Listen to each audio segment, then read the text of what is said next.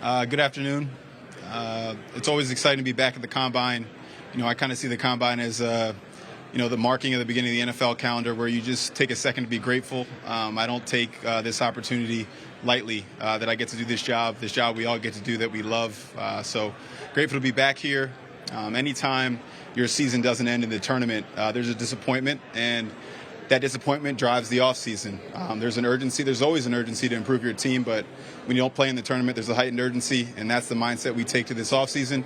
Excited to collaborate with our coaches, our football operations department to improve this team to get where we want to be, not just this upcoming season, but seasons after that. With that, I'll take questions. Kwesi, with the defense, the way that ebbed and flowed throughout the year, what evaluation did you guys leave with from last year, and how much work do you feel like you have to do on that side? Yeah, as you said, early in the season, we were figuring out who we were. What was our identity? We had a new coordinator who I think did an incredible job. And then middle of the year, we played some really good football without Marcus Davenport, who was unfortunately injured. We found a way to play. But as you get later in the seasons, teams adjust and evolve and adapt. Eventually, we ran out of depth. We had those injuries at some point just started to take their toll, and we didn't have enough to overcome it. At the end of the day, injuries happen in this sport, and it's my job to build the 2 deep, the special teams, the player development, all these different things to overcome the adversity that can happen in a season. We didn't do that, and that's something we'll keep working towards. But a lot of good things to work off of what we did schematically, and then from a player standpoint, just a couple key positions that we had, and we need more depth at, and we need to continue to improve. On that note, with Danielle Hunter, where do conversations stand with him? Yeah, I have a great relationship with his agent. We've obviously had these conversations for the last couple of years. He had a great season, and I don't know that anybody who is in Minnesota is surprised by that. Danielle's walks out of bed and is going to sack the quarterback, pressure, impact the game. That's who he is. So we'll have fruitful dialogue like we always do. It's not just about this season. It's the next season and all these things. And always got to remember, the players have their needs from their standpoint, and I always respect that. And so we'll go to the table and we'll see if we can figure out see if we can talk about a way to kind of find a deal to meet in the middle. With Kirk Cousins? Where do you see things with Kirk Cousins right now? Great place. Kirk. We've again another person we've had these dialogues the past couple of seasons. Had a great conversation with him a few days ago. Same thing though. It's at the end of the day, we have our interests, he has his, and we get to the table and see if we can figure out a creative solution and how to meet in the middle. That's what every contract negotiation is, and that's what it'll be with him. What we do know is we have a really great quarterback, a great leader, and somebody that we think we can win the ultimate prize with. And so that's ultimately what I focus on, and that's where we're at right now. How do you analyze the running back position this past year, and do you think that's a need in the draft this year? You never try and pin a need to the draft, the free agency, or whatever. I think you always want to look at the ability to improve your team, draft, free agency, trades, all the different avenues, and figure out the most impactful way to impact your team at the best cost, I guess, in a sense. So, look, I think Ty Chandler had a great season in the second half there, and Alex Massey did some great things for us. And so we'll evaluate that position like we do all positions and see what our best options are going forward. Which importance do you put on learning what other teams are looking for, and how do you kind of synthesize what's fiction out there that's being reported and what's real? In terms of what other teams are looking for, can you be specific? Like just this team need to get ahead of this team, or this team might jump in front of us, or they might be interested in this guy. Yeah, I personally, I don't know that that's how you're supposed to do it. Now, there is some element of some probability of one player is going to go in a certain place, but at the end of the day, I think your job is to figure out how to find the right place to pick a player, and that comes in a lot of different ways. You got to evaluate the player, look at some historical basis for what that draft pick value had, and figure out if this is a good decision to make. When you get a little caught up in what other teams are doing, I don't know that that's the best thing to do. Now, in that exact moment, if you're picking 11th and maybe that player might not be there at 11, yeah, those are the conversations you can have. But at this point in the calendar, we're just focused on getting the evaluation, the risk profile correct, at least correct for our building, and then go from there. What are some of the qualities you're looking for in your future quarterback? Similar.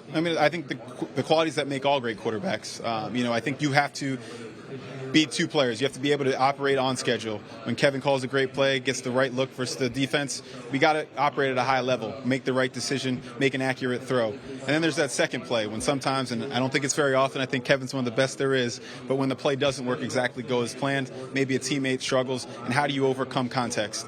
That's something we're going to look for. And then obviously from a leadership standpoint, that position sets the tone. You talk about somebody like Kirk, who sets an example for how he works, his process. He's got a phrase, it's not a hobby. And he lives every day that way. And so you need somebody at that position who embodies that for your team.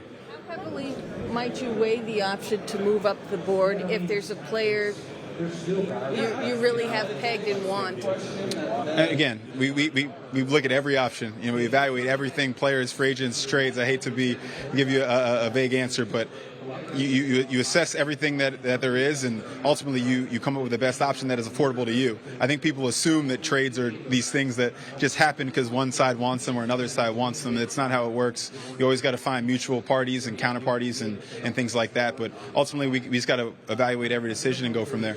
Kwesi, what do you see happening with the running back market this year? Can you say that one more time? Sorry. What do you see happening with the running back market this year, given what happened last year and the available backs? Yeah, obviously there's a lot of good backs that'll be on the market, and I don't know that a few years ago I would have thought that the position took the kind of maybe the didn't rise as much as other positions in the market, I'll say, and that's always a complex conversation. Just because they're a lower value position right now doesn't mean they don't provide a great impact to a team. And so all it does is take one team, one deal to reset a market and change things. And I'm not going to say that's not going to be this year, but there's a lot of exciting options on the market, and we'll take a look at them like we take a look at every position. What is your confidence in terms of getting an extension done with Justin? I'm sorry, Mike McDaniel's speaking louder than he's ever talked in the draft room I was in, so I can't hear. What is your confidence at this point, just in terms of where things stand with Justin and long-term deal? Yeah, we had a lot of great dialogue last offseason. I think people forget deals rarely happen after 3 years, and there's a reason. 2 years left. There's uncertainty that somebody's got to hold. Either the club's got to hold it or the player's got to hold it. There's new money, old money. How do you look at contracts? Those are very hard conversations to have. And so a lot of them don't get done. We got unbelievably close. We've said it and we'll continue to say it. We think he's the best wide receiver in the league and should be compensated as such. We think he's one of the best non-quarterbacks in the league. I think he should be compensated as such. And so we'll continue to have those dialogues and those conversations. I promised them, and I will continue to promise them, that I will not talk about our negotiations. I think this job should be done with integrity. So a lot of the stuff that I hear is completely false, but I can't get up here and tell you what's not true or not false, because that's not how I promised to do this job. But I will tell you that we're excited to have him and continue those conversations because he's somebody we want around for a long time. I don't know if this falls in. When does the clock start ticking when Jamar Chase comes up for a new deal? Like all these other guys are waiting to get theirs as well. Does the clock start ticking for you on that? Yeah, obviously, I'm a planner. I'd love to do deals the sooner the better, but deadlines spur action. That's something that Rob taught me, and it's something that in my first 2 years in the job I've seen is the exact case. They have their reasons for waiting. We have our reasons for wanting to do it sooner. And ultimately, we got to come together and figure out a way to meet in the middle and figure out how to best serve our purposes. Kevin was saying that since he played, he's been able to better appreciate as a coach the importance of a quarterback's ability to process at the line of scrimmage. How has your, prioritization of trades from a quarterback changed from when you got into the league till now? From I got in the league, wow. Well, I came to the league kind of clean slate, so I don't know that I had a ton of evaluation of quarterbacks being a commodities trader. But since I got to the league and I got to learn from the loud-speaking guy to the right of me, Mike McDaniel and Kyle Shanahan. You learn about the play and how a play works, and you start with the called play, and then you talk about what happens if an O-lineman gets beat and different things like that. And so we have a framework for how we talk about quarterback. We have a set of questions that we use to kind of provide guardrails for people to talk about them. We have a language and a process to do that. I wouldn't talk about weighting every one of those things in a certain way, because at the end of the day, players get their value a different way. You can watch a Kyler Murray do his thing as one way, and then you can watch Tom Brady do his thing a different way. I didn't mean to compare those two like they were similar, but the first two that came to mind. But players come to their value a different way, and you have to appreciate it. I don't think you're supposed to just want one thing. I think all you do is a winning performance, somebody who can overcome context of that position, and that's something we're going to continue to look for. Evaluating a quarterback, how important is the S2 cognitive test now? I think we're always trying to figure out a why. We call it a what and a why. A what is what do I see on film? I see this guy turn to the left say no to something, turn back to the right, and say yes. So we're trying to figure out why.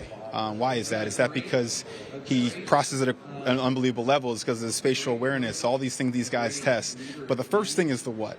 Always start there. And if the what and the why don't match, that's a cause to maybe ask some more questions. So I don't want to sit there and say that test versus any other test is good or bad. I love that the league is trying to different people in the league are trying to provide different data information to us to use. It's unfortunate all the way that stuff gets out. That should never get out. Those are private things that the players trust us with, and I know personally that's not something we'd ever let out. And it's also not something we use to say yes or no. It's something to show up and, hey, we have a conversation. Maybe player development goes differently based on what we learned. And so that's how we treat it. There are a number of players in this draft who are a little bit older, some guys who took COVID years off. Do you look at a player any differently, or how do you sort of factor that in if a guy is coming out a couple years older than average? Yeah, we talk about it a lot. That's something I learned in Cleveland, and I talked to Kevin a lot about it. It's an interesting dynamic. You're talking about a time in a young man's life where they're really rapidly going up their growth curve, strength, all athleticism. We know the athletic peak happens, and it doesn't happen at 20. And so those are things that we talk about, but also because everybody got to stay, college football at large is older. So you have to think about that dynamic. I don't know if there's one answer because you can't go back and study it historically because this is new. So we're just trying to navigate that, and every player, we see their age and maybe what they face, and we try and make a decision based on all those factors combined. Any different doing that with quarterbacks? It's interesting. Quarterbacks is one position where I feel like it might be a little different because we don't have a minor league in our sport. You can almost treat those extra years as maybe a couple minor league years, depending on where they're playing, system, how relatable that is to our game. So it's exciting to talk about. There's uncertainty. There's ups, downs, lefts, rights. That's why this makes this hard and fun. What's your sense with Justin of how important it is for him to know, whether it's Kirk or somebody else, who the quarterback is going to be before he gets a deal done? We've had conversations with him. I know Kevin's actually had a lot of good conversation with him about that. I think any great player, especially wide receiver, should want to have a great quarterback, accurate, who's going to throw in the football when he's open, and he gets open better than anybody in the league. So that is something that's important. But I think, when I first met Justin, my first day in the league, in Minnesota, he said, "Kwesi, I just want to put wins on the board." And so at some point, though, it's got to be a trust in how we're building this going forward to set us up in a sustained window to win for a long time. And, we've got to earn that trust, of course. But I think that's a conversation we have. I think you got to treat players like partners. You got to bring them in and have those conversations with them. And that's something we'll do with Justin. Seek his feedback on what he wants in a quarterback, or is it just keeping him updated on what you're doing? Kevin has a little bit more of those conversations than me in terms of feedback. I know, again, a lot of receivers just, want somebody who can throw them the ball when they're open, can process at a high level, things we talked about, and then be accurate with the football when it's time to do so. Kwesi, along the lines of things being thrown out about Justin, maybe some that are false, is there a world where you would ever consider making him available in a trade? That is not something that's once crossed my mind. You got a blue player, blue person, you try and keep as many of those as you can. Thank you, guys.